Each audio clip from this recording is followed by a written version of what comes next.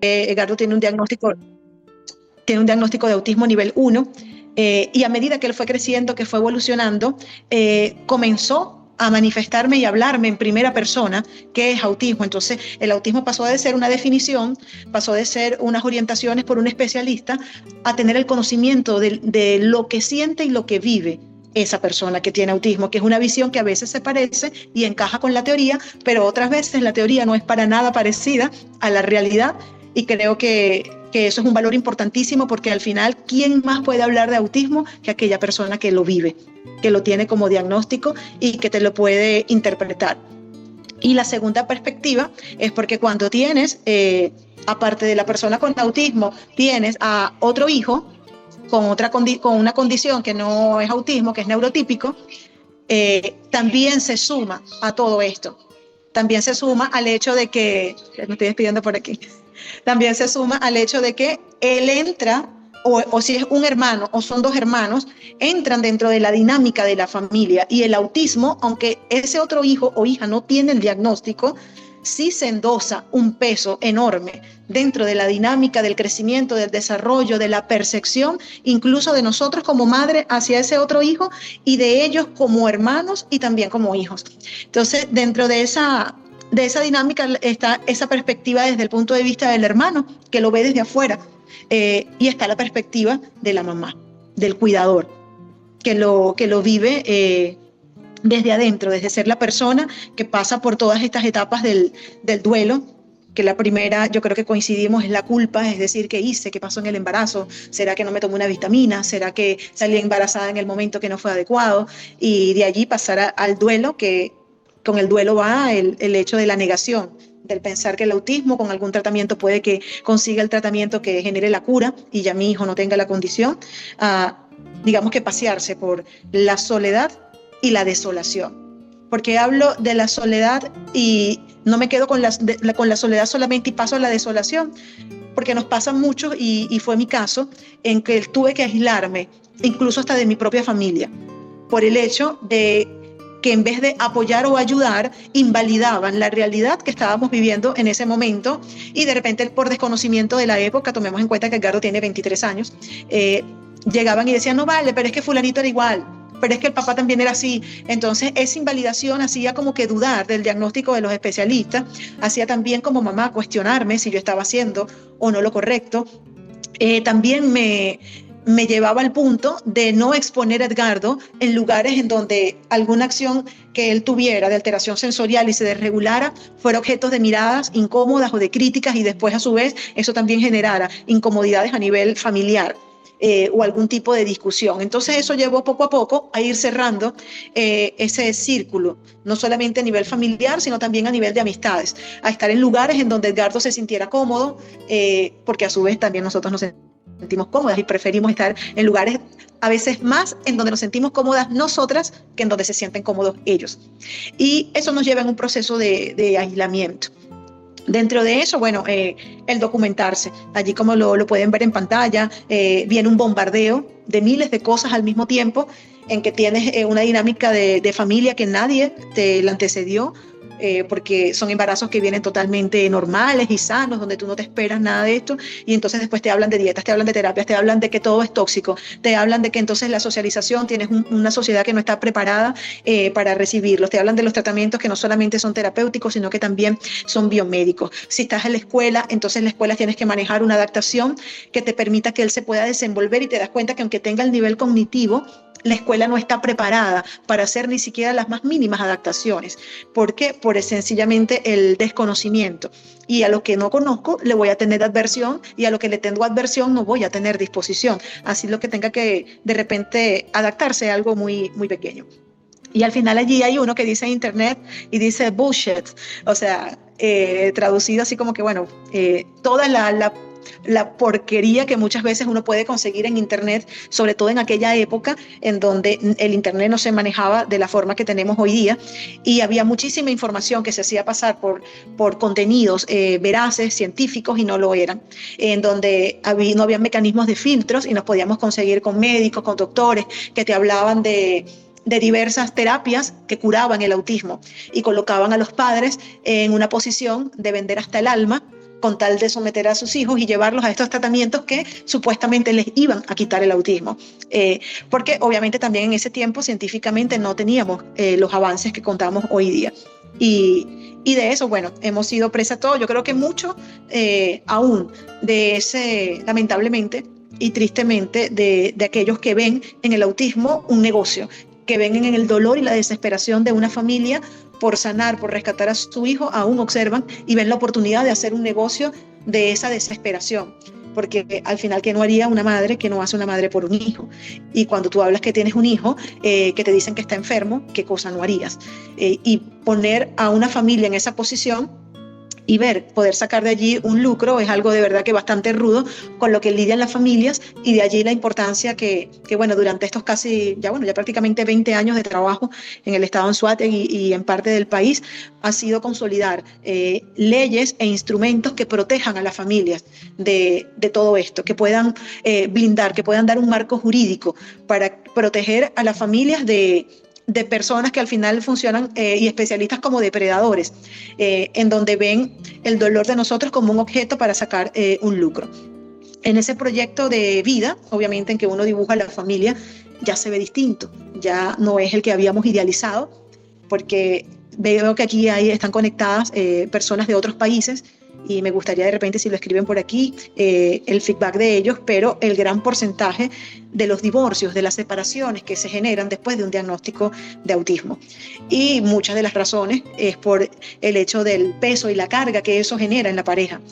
Y no es el diagnóstico como tal, sino que siempre va a quedar, como dice el dicho, siempre hay una canción que creo que dice, siempre hay uno que ama más, siempre va a haber un cuidador que es el que más se compromete o el que lleva toda la carga. Y al final eso termina fracturando la relación de pareja. Y es por eso que, por ejemplo, puedo hablarlo con propiedad por nuestro país, por Venezuela, la tasa de madres solteras con hijos especiales es altísima. Es casi que un milagro cuando tú observas en una familia que todavía tiene la figura paterna allí, o cuando la figura paterna es de forma activa dentro de la dinámica de las necesidades de ese hijo especial, porque puede ser que la figura paterna se mantenga, pero no se involucra en absolutamente nada porque ese padre está en negación del diagnóstico. Entonces, si te das cuenta, vemos a una madre que sigue estando en un matrimonio o sigue estando en una unión, pero que está totalmente sola ante la situación de su hijo, ante la realidad de familia. Y entonces, al transcurrir el tiempo, esto es algo que te vas dando cuenta, lo hablo por mi parte, tú te vas dando cuenta que tú comienzas a llevar cada una de las cosas sola, incluso hasta el pesar y el tener con quién desahogarte, es desahogarte con Dios o con la almohada sola, porque aunque estés acompañada, no tienes ese respaldo emocional, esa contención emocional, y entonces tomas la decisión, si todo lo que estoy haciendo, lo estoy haciendo sola, pesa más cuando lo haces con alguien al lado y no te sirve de ayuda idónea.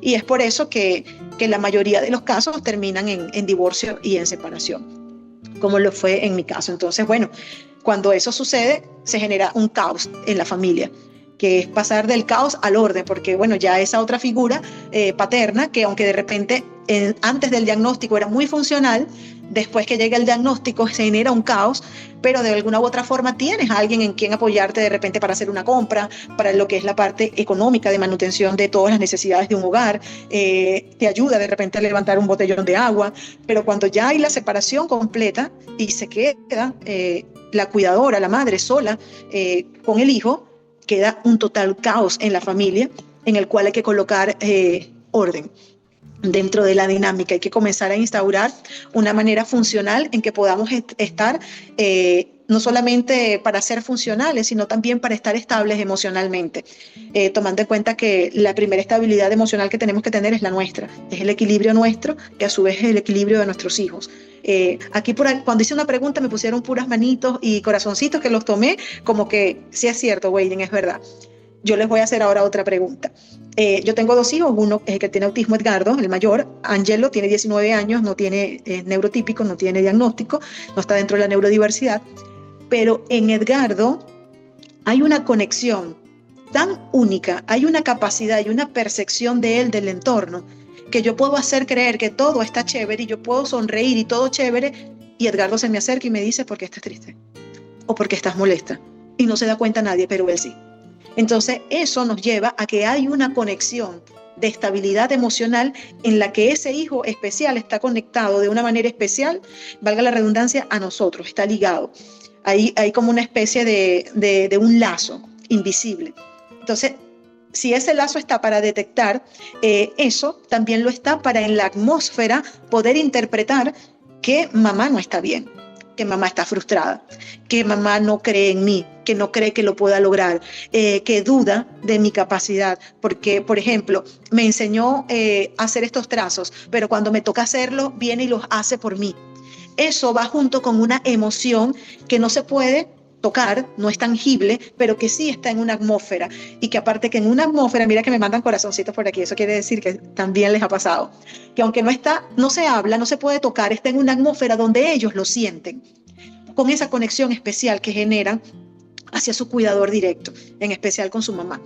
Entonces, por eso podemos tener que estamos trabajando con nuestro hijo algo, y nuestra frustración nosotros no le estamos diciendo, y estamos diciendo, tú puedes, dale que tú puedes, pero en lo interno decimos, ¿será que ya dio hasta aquí y no puede más? ¿Será que le estoy exigiendo de más? Toda esa conversación interna es una energía que se genera en la atmósfera. Entonces podemos ver que al inicio comenzaba a colaborar y después comienza a tirar el papel, tiran los creyones, y llega y dice, ya yo no quiero hacer nada, y decimos, bueno, pero ya se desreguló. ¿Qué sería? Que pasó un carro.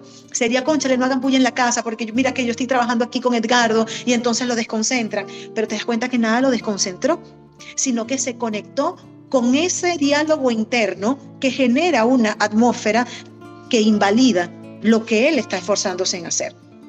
Para el ser humano, no tiene que estar dentro de la neurodiversidad. Para todos nosotros, nuestro primer validador son nuestros padres. La primera validación que busca un niño es de su papá y es de su mamá. Si es una niña, es buscar la atención, papá, mira, esto me queda bien, esto me queda bonito. Es esa admiración. Si hice un dibujo, mamá, ve, este dibujo te quedó hermoso, te dibujé, y cuando mamá llega y agarra ese dibujo y lo coloca en el refrigerador, eso es como estar en un cuadro de honor para nuestros hijos. Eso tiene que ver con la validación. Entonces, cuando yo enseño unas herramientas y estoy trabajando con el terapeuta, estoy trabajando en conjunto con la maestra, y yo llego y estoy en lo individual reforzando en el hogar, y estoy trabajando y digo, no, yo siento como que llego hasta aquí, como que ya yo no puedo, estoy cansada, ¿hasta cuándo le voy a repetir esto? Eso se crea en una atmósfera en donde hay una energía que ellos la sienten, y ellos dicen, no, pero es que no puedo, porque es que en la persona que yo creo, en la persona que es mi héroe, en la persona que yo sé, en la que me dice mi capacidad, ya yo me estoy dando cuenta que me está diciendo que no lo puedo hacer. Entonces no lo sigo intentando. Y muchas veces esa sensación se genera a través de una frustración, y esa frustración obviamente se manifiesta con cualquier conducta, digamos así, disruptiva que pueda tener, pero hay que ir al antecedente que la genera. Entonces es muy importante el diálogo interno que tenemos nosotros, ese diálogo interno que es necesario, porque es el que nos permite incluso a nosotros como mamá centrarnos, validar nuestras emociones, el poder darnos el permiso de llorar, de frustrarnos, de decir, no lo hicimos bien, siento que pudiera hacer más, pero no sé cómo hacerlo, ya me siento agotada, no es solamente mental, sino también es físicamente, siento que esto me rebasa. Es un diálogo que tenemos que llevarlo a lo interno, es un diálogo que recomiendo que lo hagamos en solitario, que de acuerdo a lo que cada quien crea, lo pueda llevar a su iglesia, a su pastor, al cura, a su sacerdote, de acuerdo a la religión que cada quien profese, a alguna amiga, algún familiar con quien pueda drenar de alguna forma todo ese cúmulo de sentimientos que están allí dentro. Porque ¿qué pasa si no lo hacemos? Si no lo hacemos, todo esto se va a comenzar a sistematizar, se va a comenzar a proyectar en nuestro cuerpo, en nuestro estado de ánimo, pero nos va a comenzar a enfermar físicamente, y vamos a comenzar a tener patologías físicas en las cuales nos vamos a ir a hacer estudios de laboratorio y estamos finas, pero nos estamos enfermando, donde tenemos niveles de cortisol sumamente altos que alteran por completo todo nuestro funcionamiento orgánico. Nos comenzamos a sentir débiles, comenzamos a que nos falle la memoria, ya no somos tan ágiles de pensamiento como podía ser antes, porque estamos total y absolutamente agotadas, sobresaturadas. Ahora le vuelvo a hacer otra pregunta y espero los corazoncitos o los deditos. ¿Cuándo tiene vacaciones una madre que tiene un hijo especial? ¿Cuándo tiene vacaciones? ¿Cuándo descansa? ¿Cuándo va y se toma un café con unas amigas? Cuando va y dice, mira, voy a hacer la maleta, y entonces nosotros, y habla con las amigas, y nos vamos de viaje, y comienzan a salir los corazoncitos, y nos vamos de viaje, que hay una isla muy hermosa que es Margarita, y nos vamos para Margarita, y la cuestión, ¡ay, qué chévere! Y tú lo ves desde afuera y tú dices, ese es el mundo, digamos, vamos a decirlo así, normal, porque es que yo también lo viví cuando era niña. Yo recuerdo que mis papás decían, nos vamos de vacación para acá, y vamos a ahorrar porque nos vamos a ir a hacer esto, porque yo no puedo vivir esto, o sí lo puedo vivir, pero resulta que para nosotros esa dinámica suena así. ¿A dónde nos vamos? Ok. ¿Dónde nos vamos que pueda tener, Edgardo, un espacio para regularse? Aparte del espacio para regularse, me tengo que llevar las ollas con las cuales le tengo que preparar su comida para que no esté contaminada de metales pesados, porque estoy en un proceso de quelación. Me tengo que llevar todas las harinas con las cuales le tengo que preparar sus alimentos y los complementos de su alimentación. Aparte me tengo que llevar los utensilios con los que voy a revolver, tengo que comprar esponjas y todo, porque bueno, también tengo que cuidar la contaminación cruzada del sitio donde voy a estar. ¿Usted sabe qué pasa acto seguido? ¿Quién tiene ganas de viajar así? O sea, ¿qué tipo de descanso podemos sentir nosotras que tenemos en medio de unas vacaciones cuando nuestras vacaciones se basan en eso? Entonces nos vamos con grupos que dicen, sí, vámonos al centro comercial y nos metemos en las maquinitas hablo de las maquinitas, los juegos, los videojuegos que hay en los centros comerciales. Estos son espacios de un bombardeo sensorial para nuestros hijos a nivel de locura. Entonces nosotros no lo podemos entender, pero a su vez les cuesta al entorno entendernos a nosotros. Y de repente nos ven como exageradas, pero expónlo a eso, porque mira que tú lo expongas, él se le va quitando. Y resulta que ignoran que esos sonidos son dolorosos. Edgardo tiene 23 años y yo les puedo decir que Edgardo tiene una exposición de 5 horas prolongada en hablar con personas, conectar con personas que le pregunten y él habla y contesta y se ríe y echa chistes y cuestión. Y acto seguido, mis amadas, Edgardo llega a la casa. Edgardo es muy meticuloso, o sea, es muy estructurado. Él se quita la ropa, pone las cosas en su lugar y se acuesta. Cuando él tiene un día como esto, Edgardo literal se tira en la cama, a veces ni se quita los zapatos y cae no dormido.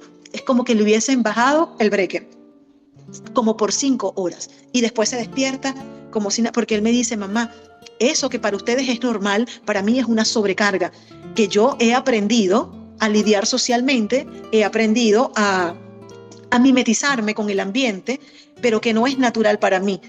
El socializar para mí es lo necesario, puedo ir un poco más allá porque sí me gusta hablar, me gusta echar chistes, me gusta aquello, me gusta lo otro, pero llega un momento que a mí me satura y cuando ya llega se me van drenando mis energías. Entonces imagínate tú someter a un niño pequeño, eso es Edgardo ya siendo un adulto, que pasó por sus procesos de terapia, de tratamientos biomédicos, de su desarrollo. Imagínate tú a un niño pequeño en un centro comercial con tantos estímulos.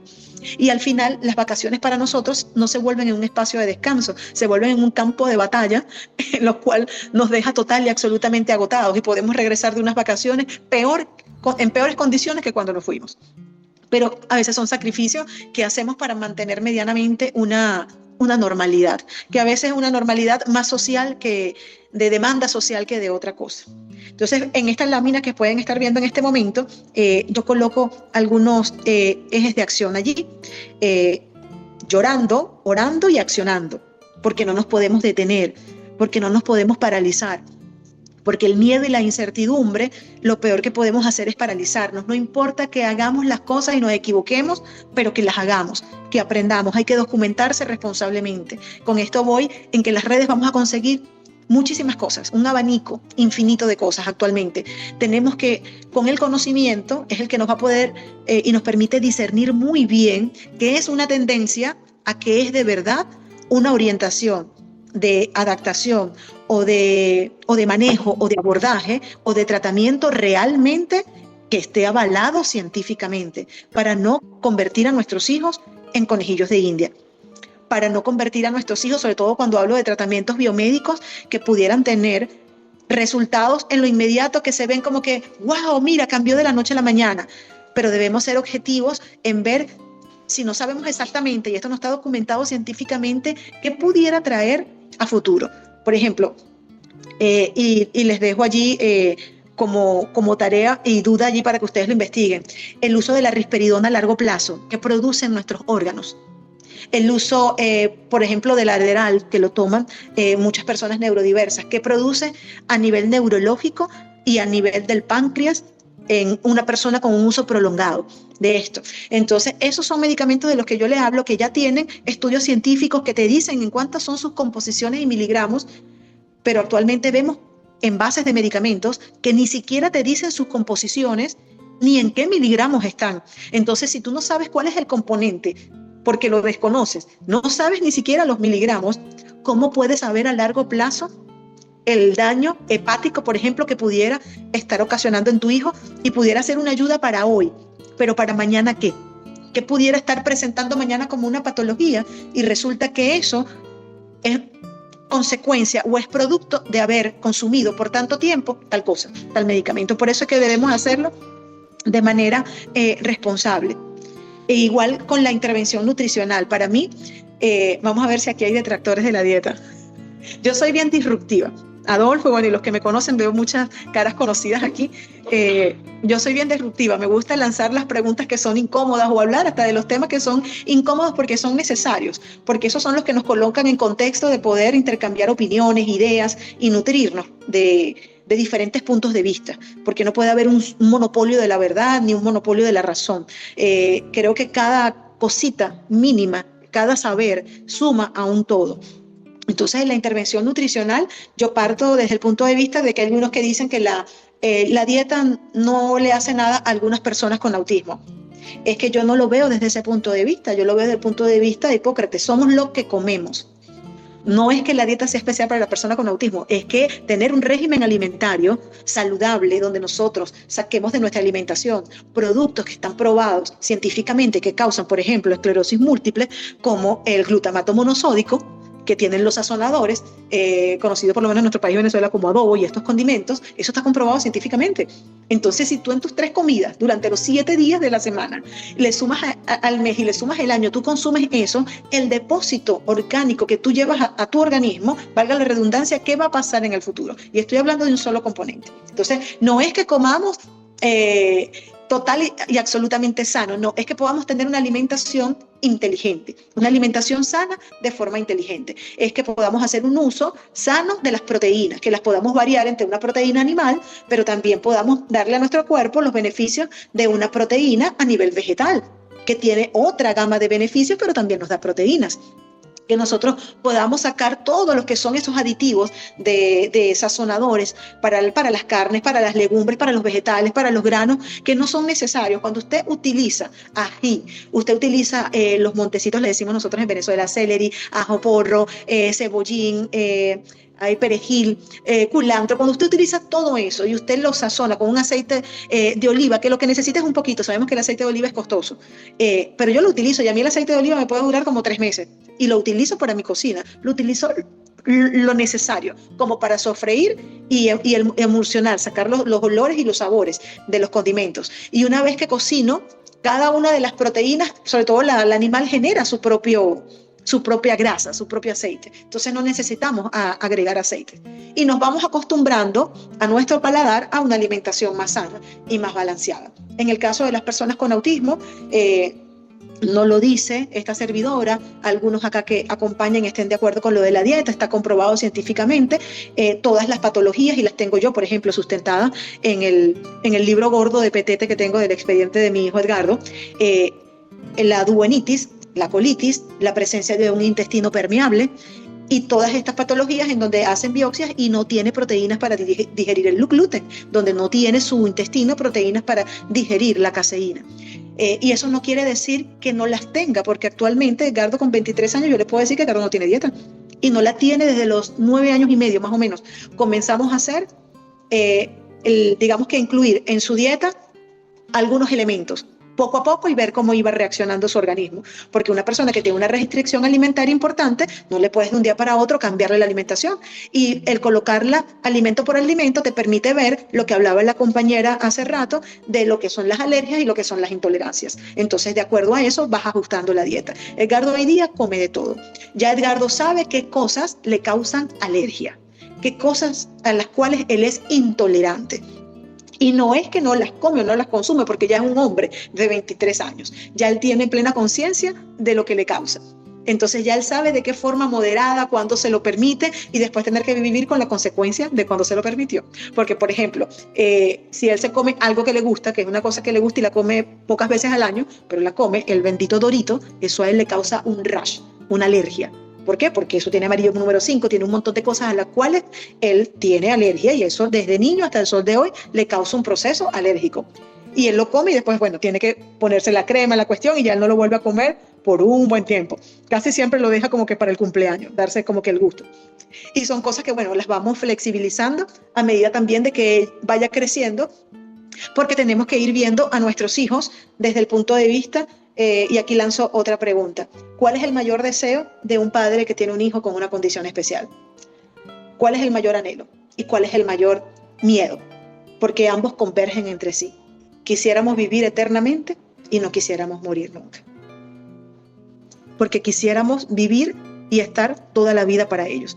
Porque sabemos que nadie los va a interpretar como lo hacemos nosotros. Nadie los va a comprender como lo comprendemos nosotros. Y por eso nuestro mayor miedo es ya no estar en este plano. Ese es nuestro miedo diario. Yo me enfermo y yo lo primero que pienso es en Edgardo. Y tengo 2, pero mi pensamiento automáticamente se va en Edgardo. Ok, tiene 23 años. Y cuando estaba más pequeño y me enfermaba, bueno, es Dios mío, o sea, alguien tendrá la paciencia que tengo yo, podrá entenderlo como lo entiendo yo, porque Edgardo aprendió a hablar 3 veces. Hoy día habla 3 idiomas, pero aprendió a hablar 3 veces. Entonces yo interpretaba hasta los balbuceos de Edgardo, que no los interpretaba nadie. Yo sabía cuál era el sonido, porque eran sonidos. Ni siquiera intentos de decir agua o jugo, no, eran balbuceos. Y yo sabía interpretar cuáles eran los de jugo, cuáles eran los de agua, cuáles eran los de jugo de manzana, cuáles eran los de jugos de naranja. Yo sabía diferenciarlo una cosa de la otra. Y cuando yo llegaba a enfermar, yo decía, ¿quién va a hacer esto por mí? Y dentro de todo ese proceso que está aquí, el ciclo de terapias, el ABA, el lenguaje, la terapia conductual, la ocupacional, el trabajo de socializar, que es importante, socializar y socializar, hacer los tratamientos, toda la parte gastrointestinal que viene junto con la parte nutricional, el proceso de quelación, de verificar. Nos podemos quedar en la lámina anterior todavía, en la que hablamos del proceso de quelación, si hay metales pesados. En el caso de Edgardo, estaba contaminado por metales pesados como una persona que trabajaba en la industria petrolera. Estaba contaminado por niveles de mercurio, de arsénico, de aluminio y de uranio. O sea, unos elementos total y absolutamente neurotóxicos para cualquier persona. Entonces, pasar por ese proceso de quelación, y a medida que él fue sacando esos metales pesados de su organismo, sus conductas mejoraron sustancialmente. Eso es uno de los estudios que de verdad es uno de los más costosos, pero yo digo que son de los que científicamente mayor aval tienen, porque los metales pesados son neurotóxicos. Por ejemplo, en nuestro país, que somos un país prácticamente monoproductor, donde nuestra industria petrolera es el máximo ingreso económico de nuestro país, los estados donde hay la industria petrolera son los estados donde hay mayor prevalencia de autismo. Mientras más cercanía están, porque lo hemos podido manejar desde nuestra data de las casitas azules, mientras más cercanía estamos de las periferias en donde están las refinerías, más diagnósticos tenemos. Mientras más nos alejamos de la emisión de estos gases, los diagnósticos disminuyen. Entonces, está comprobado científicamente que los metales pesados causan mutaciones genéticas y alteraciones en el neurodesarrollo. Entonces, si yo limpio, obviamente, a una persona de estos metales pesados, yo voy a ver una mejora sustancial y significativa en muchísimas áreas del desarrollo. Y eso es algo que se los comparto con mucha responsabilidad. Sé que es muy costoso, pero de todos esos sacrificios que nosotros hacemos, sobre todo si usted, por ejemplo, mi ex esposo es ingeniero nuclear y trabajó en la industria petrolera. Entonces, si usted, su esposo, su pareja, usted vive en una periferia industrial, tiene que tomar como un eje de acción importante, hablando del eje intestino-cerebro, tomar como un eje de acción importante el revisar y evaluar cómo están los metales pesados en ese niño o en esa niña, en ese adolescente o en ese adulto. Porque mucho de lo que de repente conductual y nutricionalmente no logramos avanzar tiene que ver con un área de contaminación a nivel de metales pesados que interviene directamente con la conducta y con el desarrollo de nuestro hijo. Y hablando de cada una de estas cosas y parafraseando en lo que es el crecimiento y ese miedo al ya uno no estar en la vida de ellos, ahí me gusta que nos quedemos y vámonos para ver. Yo creo que vámonos a una lámina en donde dice mitos y verdades sobre el autismo. Hay una que dice mitos y verdades sobre el autismo. Esa misma lámina. Nosotros queremos estar siempre para ellos. Llegó un momento de mi vida donde estuve en una situación de salud muy grave y eso para mí fue como un despertar. Porque dentro del despertar del diagnóstico, que ya yo lo había entendido, que ya yo me había resignado, que ya no me causaba dolor, no me causaba vergüenza, ya había superado todas esas etapas del duelo, sí existía el miedo al no estar, al de repente no estar físicamente y dejar a Edgardo. Entonces comencé a dejar de hacer cosas que hacía y que estaban mal. Comencé a darme cuenta que para yo poder estar estable para Edgardo y para Ángelo, yo debía estar para mí. Y comencé a tomarme 5 minutos para caminar sola. Y en esos 5 minutos me sentía horrible, porque me sentía la peor de las madres, porque yo me estaba tomando 5 minutos para mí y no eran 5 minutos para reforzar la terapia de mi hijo. No sé quién se ha sentido así. Cuando mis amigas salían, yo nunca aceptaba ninguna invitación para nada, porque yo sentía que salir a divertirme era la representación o la personificación de la persona más indolente del planeta, porque cómo es posible que yo salga a divertirme cuando yo tengo un hijo que está en una condición tomando medicamentos, donde recibe bullying en la escuela y es maltratado y llega todos los días triste porque no se siente aceptado. ¿Cómo yo puedo tener derecho a reírme o a compartir con amigas? Y yo cercené todas esas cosas en mi vida y las quité. Las quité y no estaban en mi vida por años, hasta que yo me di cuenta que eso me había convertido en una persona que Edgardo no necesita y que Ángelo no necesita, porque me convertí en alguien que estaba amando a mi hijo desde la lástima, que estaba amando a mis hijos desde el pesar, sobre todo a Edgardo, desde la culpa, y eso no es un amor que sea sano. Eso no es una demostración de amor que yo quiero que sea la que Edgardo aprenda cuando él salga al mundo y él tenga que formar una familia. Porque él va a aprender y él va a amar como yo le enseñé a amar. Él va a amar como yo le mostré en ejemplo que él se debía amar. Entonces, por esa razón, yo doy un giro completo y comienzo a tomar tiempos para mí. Y eso es un consejo que le doy a cada madre. Si aquí hay especialistas también, yo sé que lo hablan con sus mamás. No es un pecado ni es un delito, es una necesidad. Es una obligación para cada cuidador buscar y tener un tiempo, así sea para escuchar música, para caminar en la playa, para sentarte con unas amigas y tomarte un café, para la que toma cerveza, tomarse una cerveza, tomarse un vino y después te devolviste a tu casa, tu realidad de que tienes terapia, tienes que preparar la comida especial, la lonchera, todo lo demás, pero te tomaste un tiempo para ti. Si tu tiempo es ponerte unos audífonos o irte a bailar zumba 40 minutos, usted se va y lo hace y regresa. Eso tu hijo y tu familia lo va a agradecer, porque eso te va a permitir estar estable emocionalmente. Mientras más estable estés, mientras tu energía esté más positiva y recargada, es mucho más lo que puedes generarle a ellos. En este mito y verdades, por ahora no están Edgardo y Ángelo. Esperemos que en una próxima, ellos deben regresar, están en la universidad, deben regresar de vacaciones de la universidad, Dios mediante, en el mes de agosto. De repente hacemos otro en donde estén ellos. En este mitos y verdades, para quienes tienen niños pequeños, les voy a compartir unas que habla Edgardo. Entonces, Edgardo decía, personas con TEA, o sea, quien tiene autismo. ¿Cuáles son los mitos? Los mitos son todo lo que nosotros nos imaginamos y nos escuchamos. Edgardo dice, bueno, esto no es así. Todas las personas con autismo son muy inocentes, eso es mentira. Edgardo dice, todos tenemos que no sabemos cómo interpretar y hacerle saber al otro que entendemos los sarcasmos, los segundos sentidos y eso sí, pero sí tenemos esa capacidad. Todas las personas con autismo marcan sus objetivos con gran precisión.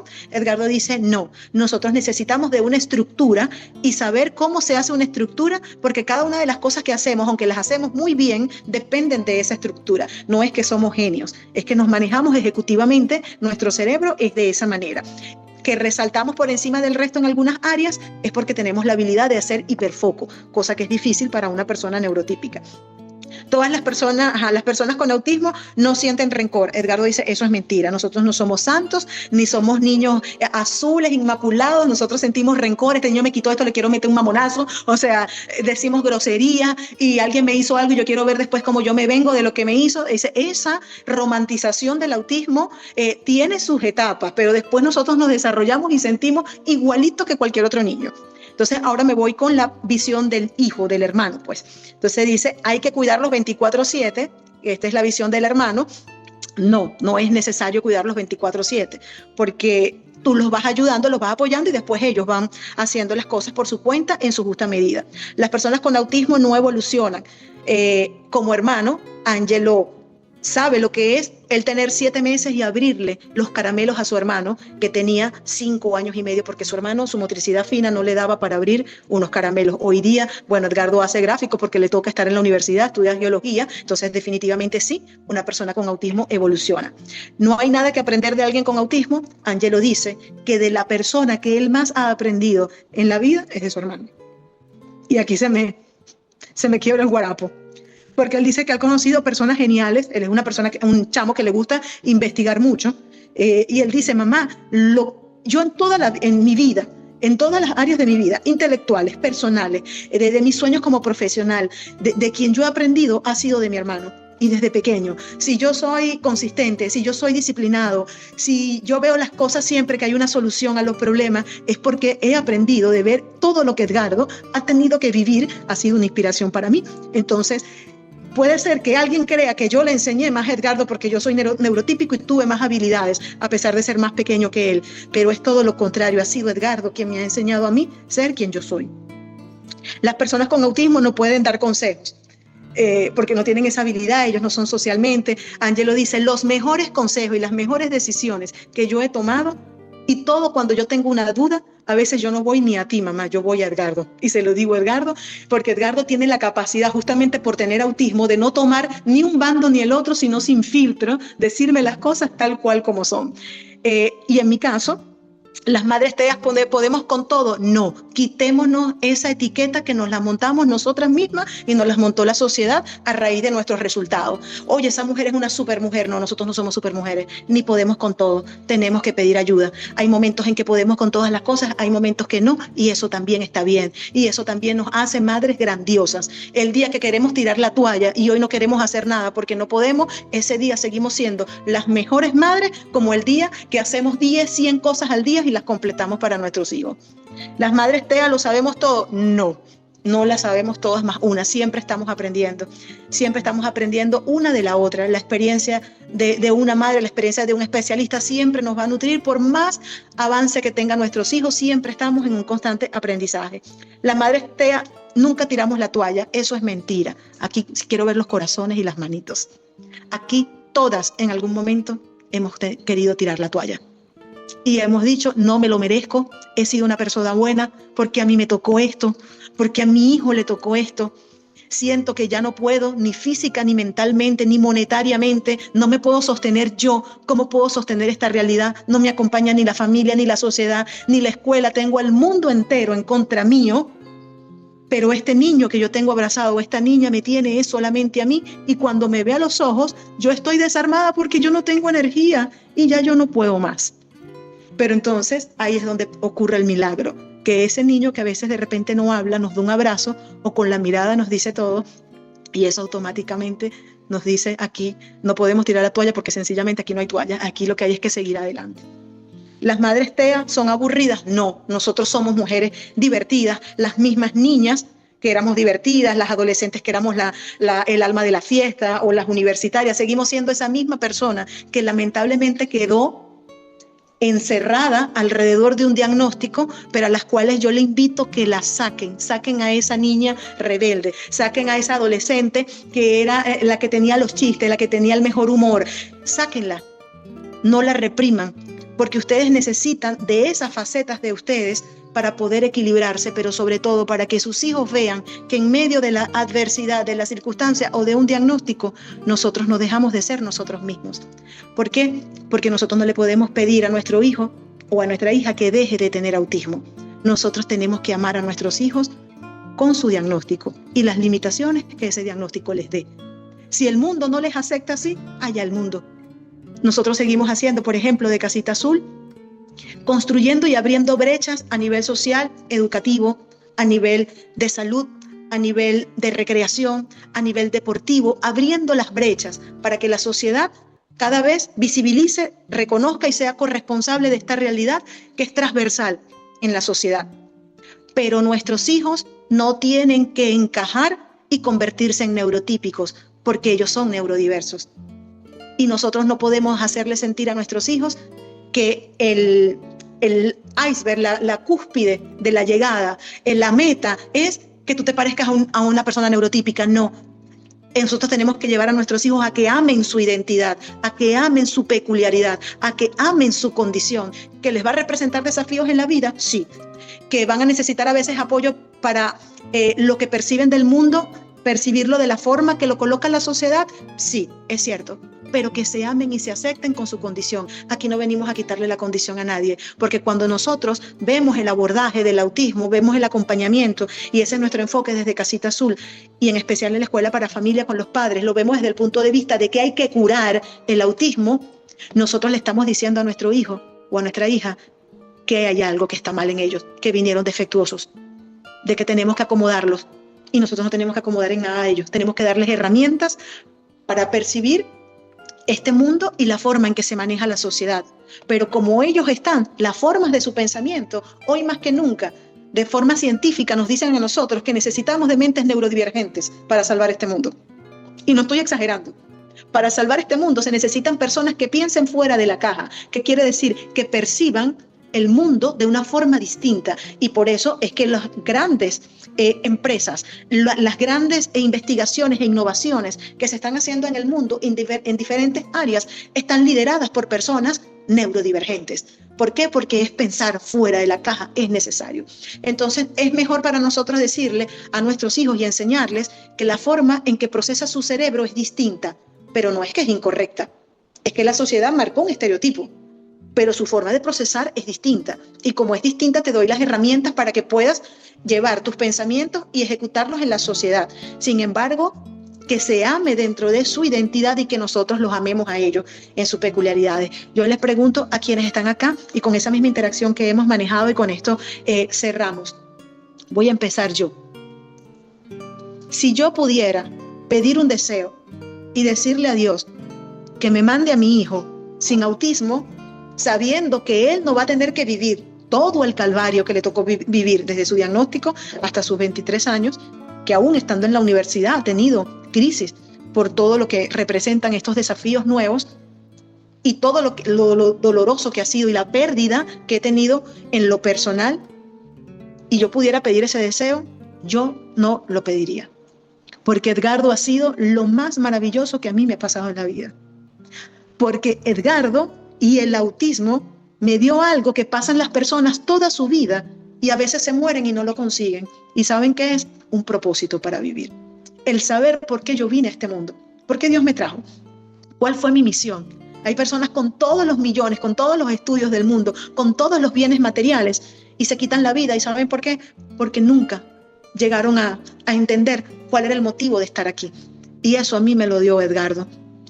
El motivo y la razón de por qué estar acá, no solamente para él, sino también para otros. Nuestros hijos nos han dado la mayor demostración de lo que es un amor incondicional, un amor real. El valorar aquellas cosas que damos por sentadas, poder descubrir el valor de esas pequeñas cosas que de verdad son las que valen. Nosotros acabamos de pasar por un doble terremoto aquí en nuestro país, y ¿qué es más valioso? ¿Cuánto tengo en la cuenta? ¿El carro que tengo parado? ¿O no tengo carro? ¿O no tengo casa propia? ¿O poder abrir los ojos y respirar? Y estoy viva, y estoy sana, y toco a mis hijos, y también están vivos y están sanos. Esas son las grandes cosas que la sociedad nos hace verlas como pequeñas. Y son las que representan el todo, porque sin eso no tenemos nada. Y nuestros hijos con autismo son la representación de Dios aquí en la tierra para ser multiplicadores de lo que es el verdadero amor, la verdadera esencia y la verdadera pureza del ser humano. Así que ellos son un regalo maravilloso que viene a transformar nuestras vidas, si es verdad. Son desafíos enormes, pero yo, el ser humano que soy hoy, lo soy gracias a todos los días de luces, a todos los días de oscuridad, a todas las risas, a todos los llantos, a todos los momentos de compañía, a todos los momentos de soledad, a las victorias, a las derrotas que el autismo me permitió vivir. Y saben, yo no cambiaría hoy día nada de eso, todo lo contrario. Quiero cada día seguir aprendiendo para seguir ayudando a más familias. ¿Y quién me dio ese propósito de vida? Me lo dio Edgardo. Entonces, no le quitaría el autismo. Si hoy tú no has descubierto exactamente por qué razón Dios te dio un hijo especial, créeme que en el camino el Señor te lo va a mostrar.